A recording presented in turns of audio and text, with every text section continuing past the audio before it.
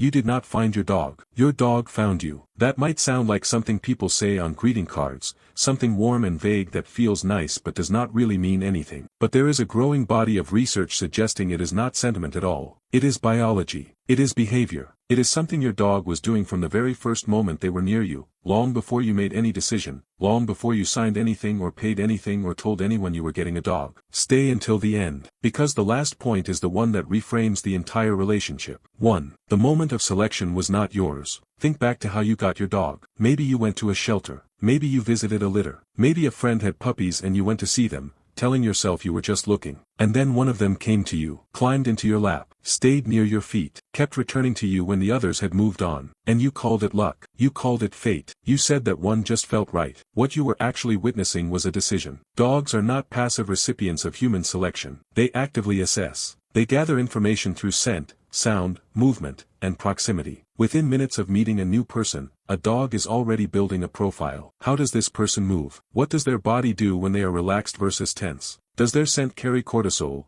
the biological marker of stress, or does it carry something calmer, something safer? The puppy that climbed into your lap was not being randomly affectionate. They were making a choice based on data you did not know you were broadcasting. You thought you were choosing. Your dog had already decided. 2. Dogs read humans better than humans read each other. There is a reason dogs have lived alongside humans for an estimated 15,000 years while remaining the only non-human species to have done so with this level of integration. They did not survive that relationship by being passive. They survived it by becoming the most sophisticated readers of human behavior on the planet. A 2015 study from the University of Lincoln found that dogs are one of the only non-human animals capable of reading and responding to human emotional expressions, not just familiar ones, but the faces of strangers. They can distinguish between a happy and an angry face even when they have never met that person before. They look to the left side of a face first, which is the same side humans look to when reading emotion, a behavior not observed in any other non-human animal. Your dog assessed your face before you knew you wanted them. They were reading your expressions, your posture, the pace of your breathing. They were building a picture of who you were and what kind of environment you represented. And somewhere in that first encounter,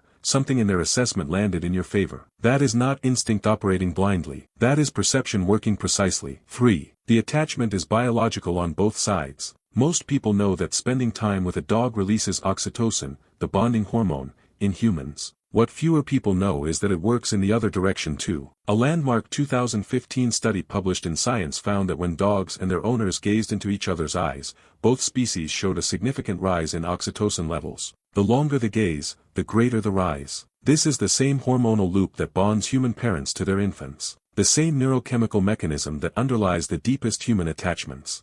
Your dog is not looking at you out of habit. They are not staring at you because you have food. When your dog holds your gaze quietly, something is happening in their brain that mirrors what happens in yours. A bond is being actively reinforced at a chemical level. And here is what makes this remarkable. Wolves, the closest relative of the domestic dog, do not do this with humans. The capacity for this mutual gaze bonding appears to have developed specifically in dogs across thousands of years of living with us. They did not just learn to tolerate our presence. They evolved a biological mechanism for deepening attachment to us. They grew toward us, deliberately, over thousands of generations. 4. Your dog noticed you before you noticed them. Dogs track the humans they are attached to with a level of attention most people never fully register. They know your routine better than you do. They know the sound of your specific car engine among dozens of others on the street. They know the particular rhythm of your footsteps approaching the front door. They know the difference between when you are getting up to get a glass of water and when you are getting up to take them for a walk. A study from the Vienna University of Veterinary Medicine found that dogs anticipate their owner's return home, often showing behavioral changes up to 10 minutes before the owner arrives, even when the return time varied and no fixed schedule existed. They are not responding to routine. They are responding to you specifically,